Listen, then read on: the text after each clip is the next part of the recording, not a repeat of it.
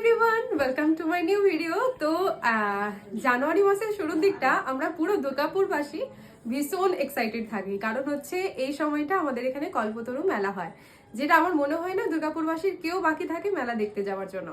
কিন্তু আমি যেরকম হই এবছরও লেট। আজকে হচ্ছে জানুয়ারি মাসের 8 তারিখ, এখন আমরা যাচ্ছি হচ্ছে মেলা। আজকে যাওয়ার কথা ছিল সবার, মানে মা, বাপি, আমি সবার, কিন্তু বাপির যাওয়া হচ্ছে না, মায়েরও যাওয়া হচ্ছে না। বাপি যাচ্ছে না কারণ অনেকটা রাত হয়ে গেছে, এখন বাজে গড়িতে প্রায় 7:30। আর মা যাচ্ছে না কারণ হচ্ছে আজকে বাড়িতে এসছে দিদা।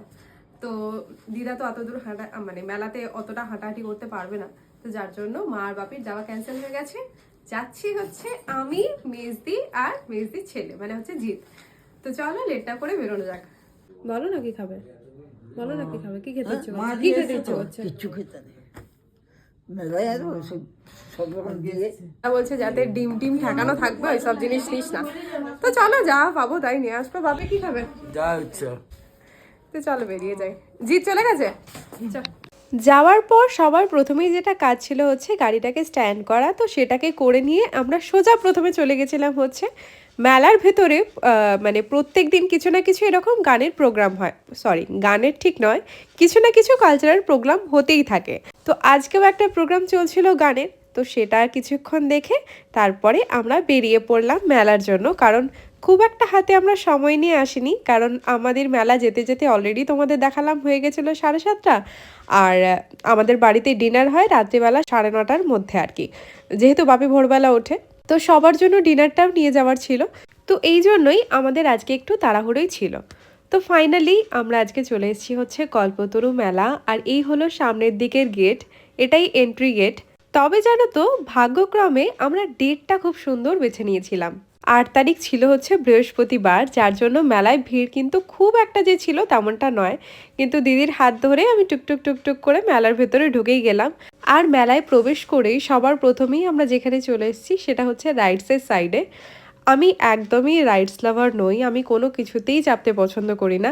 আমার মেজদি তো একদমই চাপে না, দিদির ছেলের চক্করে পড়ে আমাকে উঠতে হলো শেষমেশ। তবে হ্যাঁ, যতটা পরিমাণে ভয় পাবো আমি ভেবেছিলাম ঠিক সেই পরিমাণে ভয় কিন্তু আমি পাইনি। ঠিক সেই পরিমাণে কি, আমি খুব একটা ভয় পাইনি।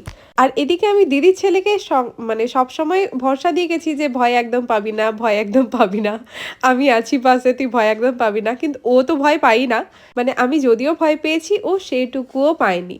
হয়তো এই কারণেও হতে পারে, কারণ এর আগে আমি যতবারই চেপেছি হয়তো আমার কোনো বান্ধবী পাশে ছিল বা বড় কেউ পাশে ছিল, কিন্তু এবার আমি জানতাম যে আমার পাশে একজন হাঁটুর বয়সী বাচ্চা বসে আছে, সেই কারণে হয়তো ভয়টা আমি এবারও অন্যান্য বারের তুলনায় অনেকটাই কম পেয়েছি। আর নামার পরে রিভিউটা তোমরা নিজেদের কানেই শুনে নাও।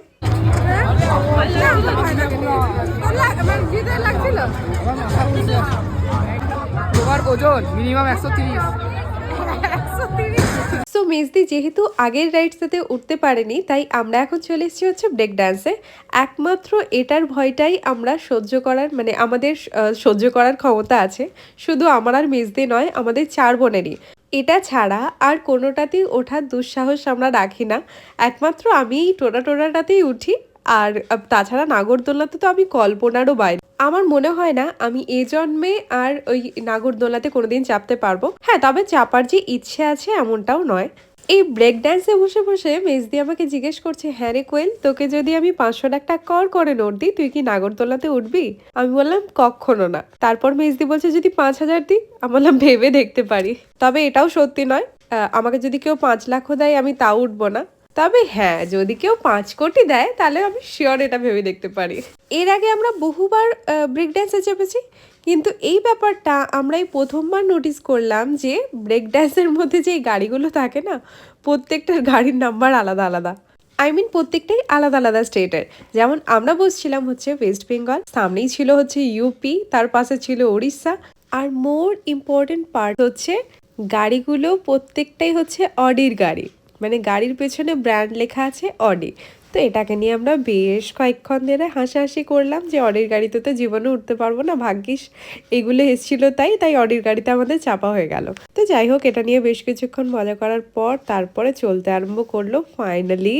আর মিজদি এটাতেও ভয় পাচ্ছিল, ও তো এটা তো বেশ কিছুক্ষণ দু একবার দেখলাম চিৎকার চেঁচামেচি করলো, দিয়ে কিছুক্ষণ পর আবার মানে নর্মাল হয়ে গেল।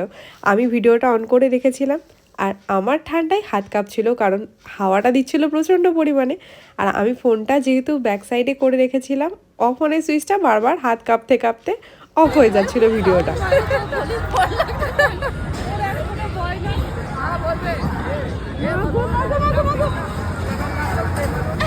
ये क्या हुआ? বলছে হে জগন্নাথ প্রেমানন্দে क्या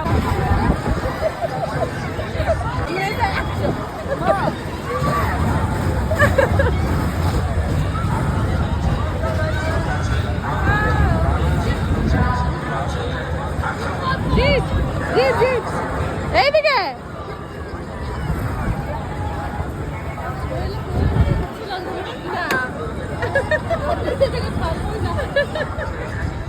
কেমন লাগলো? দেখো বুঝতেই পারছি না না, প্রথমে দুবার খুব জোরে জোরে হলো না, ওটাই ভয় লাগলো, তাছাড়া অত ইয়ে লাগেনি প্রথমটা। আরেকবার ঘুরবি? না বাবা, চলো বেশ দিকে তো মনে হয় নৌকাটাতে যাবো ভয় পায়, মানে ড্রাগন ট্রেনটা, ওটা তো ভয় পায়। তারপর আমরা খেয়ে নিচ্ছিলাম হচ্ছে গরম গরম তন্দুরি চাটা খাওয়ার পর আমরা চলে এসেছিলাম হচ্ছে কুল্লার পিৎজা শপে। মেলাতে দেখলাম বেশ অনেকগুলোই কুলার পিৎজা শপ এসছে, এই ফার্স্ট টাইম। অন্যান্যবারে এসছে কি না আমি জানি না, তবে আমার নজরে পড়েনি, এটাই আমার ফার্স্ট টাইম। তবে আমার খুব খুব খুব ভালো লেগেছে। তারপরে এটা টেস্ট করার পর চলে গেছিলাম আমরা বাকি দোকানগুলো ঘুরতে। মেজদির বেশ কিছু জিনিস কেনার ছিল টুকটাক, তো ওগুলো নিয়ে নিল। দেন বাড়ির জন্য আমরা নিয়ে নিলাম হচ্ছে গরম গরম গুড়ের জিলেপি। তারপর বাড়ির সবার জন্য এখান থেকে রাতের ডিনারটা প্যাকিং করে নেওয়া হয়েছিল। মেলাতে গিয়ে ঘুগনি না খেলে কি হয়, ঘুগনিটা কি করে ছেড়ে দিই বলো। ঠিক বেরোতেই যাচ্ছিলাম, তখনই মনে হলো বাঁদিকে বেশ কয়েকটা দোকান বসেছিল। মেজদিকে বললাম চল একবার ওই দিকটা রাউন্ড মেরে তারপর আমরা বেরিয়ে যাব। আর ঢুকেই দেখলাম সামনেই ছিল হচ্ছে একটা রাবড়ির দোকান। যদিও বা রাবড়ি আমার পছন্দের জিনিস নয়, তবে মেজদির ছেলে বললো চলো ছোটো মিমি একটু রাবড়ি খাবো। দিয়ে রাবড়ি টেস্ট করতে গিয়ে আমি আর মেজদি তিনজনেই রাবড়ি টেস্ট করলাম, যেটা টেস্টটা আমার খুব একটা পছন্দ হয়নি। মুখ দেখেই তোমরা বুঝতে পারবে, কারণ দুধের কোনো জিনিসই সেরকম আমার খুব একটা পছন্দের নয়। তারপর এত পার্সেল নিয়ে দুহাত ভরে যখন আমরা বাড়ি ফিরছিলাম, রাস্তার মধ্যেই দেখতে পেয়ে গেলাম এই ফুচকার দোকান। আর এনার হাতের ফুচকা আমার আর আমার মায়ের দুজনেরই ভীষণ প্রিয়, তো তাই ইগনোর করে পাশ দিয়ে চলে যেতে আমরা একদমই পারলাম না। তাই চলে এলাম ফুচকা টেস্ট করতে। খেয়েছিলাম হচ্ছে আমরা দই ফুচকা। তো আজকের মতো মেলাতে আমরা ফুচকা দিয়ে শেষ করলাম, যেটা টেস্ট ছিল অসাধারণ। তারপর আমরা চলে এলাম হচ্ছে বাড়ি। তো টাটা, ভিডিওটা আমি এখানেই শেষ করছি।